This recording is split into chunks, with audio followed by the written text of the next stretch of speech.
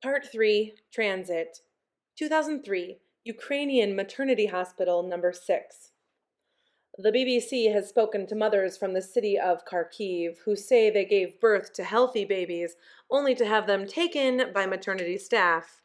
In 2003, the authorities agreed to exhume around 30 bodies from a cemetery used by maternity hospital number 6.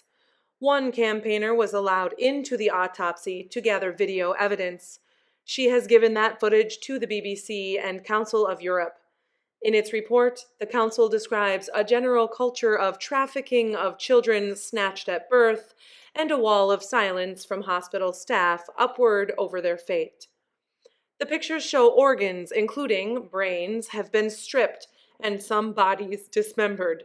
A senior British forensic pathologist says he is very concerned to see bodies in pieces, as that is not standard post-mortem practice.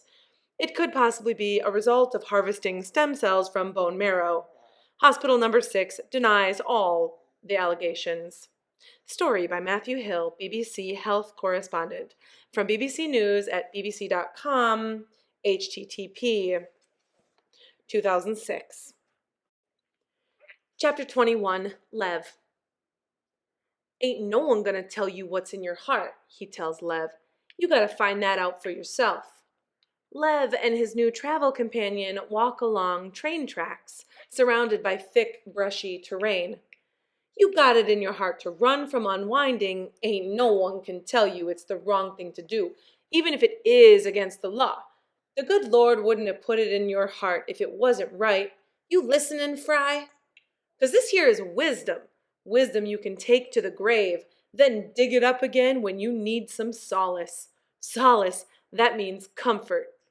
I know what solace means, says Lev, peeved by the mention of the good Lord, who hasn't done much for Lev lately, except confuse things. The kid is 15, and his name is Cyrus Finch, although he doesn't go by that name. No one calls me Cyrus, he had told Lev shortly after they met. I go by Sci-Fi. And since Sci-Fi is partial to nicknames, he calls Lev Fry, short for small fry. Since it has the same number of letters as Lev, he says it's appropriate. Lev doesn't want to burst his bubble by pointing out that his full name is Levi.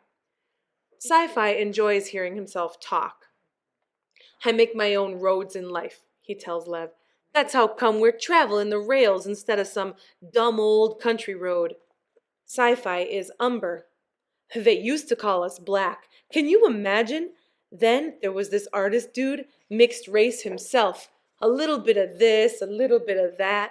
He got famous, though, for painting people of African ancestry in the Deep South. The color he used most was umber. People liked that a whole lot better, so it stuck. Bet you didn't know where the word came from, did you, Fry? Following right along, they started calling so-called white people sienna, after another paint color. Better words. Didn't have no value judgment to them. Of course, it's not like racism is gone completely, but as my dads like to say, the veneer of civilization got itself a second coat. You like that, Fry? The veneer of civilization? He slowly sweeps his hand in the air as he says it, like he's feeling the fine finish of a table. My dads are always saying stuff like that. Sci-Fi's a runaway, although he claims not to be. I ain't no runaway, I'm a run-to, he had told Lev when they first met, although he won't tell Lev where he's running to. When Lev asked, Sci-Fi shook his head and said, information shall be given on a need-to-know basis. Well, he can keep his secret because Lev doesn't care where he's going. The simple fact that he has a destination is enough for Lev. It's more than Lev has. Destination implies a future. If this umber-skinned boy can lend Lev that much, it's worth it to travel with him. They had met at a mall. Hunger had driven Lev there. He had hidden in dark, lonely places for almost 2 days after he lost Connor and Risa. With no experience being a street rat, he went hungry. But eventually, hunger turns anyone into a master of survival. The mall was a mecca for a newborn street rat. The food court was full of amazingly wasteful people. The trick, Lev discovered, was to find people who bought more food than they could possibly eat, and then wait until they were done. About half the time, they just left it on the table. Those were the ones Lev went after, because he might have been hungry enough to eat table scraps, but he was still too proud to rifle through the trash. While Lev was finishing off some cheerleader's pizza, he heard a voice in his ear. "You ain't gotta be eating other folks' garbage, fool." Lev froze, certain it was a security guard ready to haul him away, but it was only this tall Umber kid with a funny grin, wearing attitude like it was a cologne. "Let me show you how it's done." Then he went to a pretty girl who was working at the Wicked Walk Chinese food concession, flirted with her for a few minutes, then left with nothing. No food, no drink, nothing. "I think I'll stick to leftovers," Lev had told him. "Patience, my man. See, it's getting on toward closing time. All these places, by law, got to get rid of all the food they made today. They can't keep it and reuse it tomorrow. So, where do you think that food goes? I'll tell you where it goes. It goes home with the last shift. But the people who work these places ain't gonna eat that stuff on account of they're sick to death of it. See that girl I was talking to? She likes me. I told her I worked at Shirt Bonanza downstairs and could get her some overstock maybe."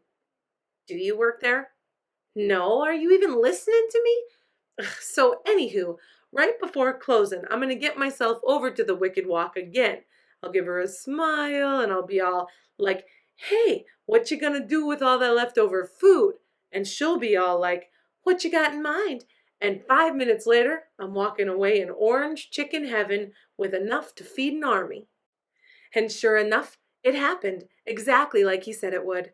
Lev was amazed. "Stick with me," Sci-Fi had said, putting his fist in the air. "And as God is my witness, you will never go hungry again." Then he added, "That's from Gone with the Wind." "I know," said Lev, which in fact he didn't. Lev had agreed to go with him because he knew the two filled a need in each other. Sci-Fi was like a preacher with no flock. He couldn't exist without an audience, and Lev needed someone who could fill his head with ideas to replace the lifetime of ideas that had been taken from him. A day later, Lev's shoes are worn and his muscles are sore. The memory of Risa and Connor is still a fresh wound, and it doesn't want to heal. Chances are they were caught. Chances are they've been unwound. All because of him. Does that make him an accomplice to murder? How could it, when unwinds aren't really dead? He doesn't know whose voice is in his head anymore. His father's, Pastor Dan's. It just makes him angry. He'd rather hear Sci-Fi's voice outside of his head than whatever voices were inside. The terrain around them hasn't changed much since they left town. High shrubs and a smattering of trees. Some of the growth is evergreen, some of it yellow, turning brown. Weeds grow up between the train tracks, but not too tall. Any weed dumb enough to grow tall ain't got no chance. It gets decapitated by the next train that comes through. Decapitated. That means head cut off. I know what decapitated means, and you can stop talking that way, all double negatives and stuff. Sci-Fi stops right there in the middle of the railroad tracks and stares at Lev like he's trying to melt him with his eyes. "You got a problem with the way I talk? You got a problem with an old world umber patois?" "I do, and it's fake." "What you talking about, fool?" "It's obvious. I'll bet people never even said things like fool except on dumb pre-war TV shows and stuff. You're speaking wrong on purpose." "Wrong? What makes it wrong? It's classic, just like those TV shows. And I ain't appreciating you disrespecting my patois. Patois means—" "I know what it means," Lev says, even though he isn't entirely sure. "I ain't stupid." Sci-Fi puts up an accusing finger like a lawyer. "Aha! You said ain't. Now who's talking wrong?" "That doesn't count. I said it because it's all I hear from you. After a while, I can't help but sound like you." At that, Sci-Fi grins. "Yeah," he says. "Ain't that the truth? Old world umber is contagious. It's dominant, And talking the talk don't make a person dumb. I'll have you know I got the highest reading and writing score in my school, Fry. But I gotta respect my ancestors and all they went through so I could be here. Sure, I can talk like you, but I choose not to.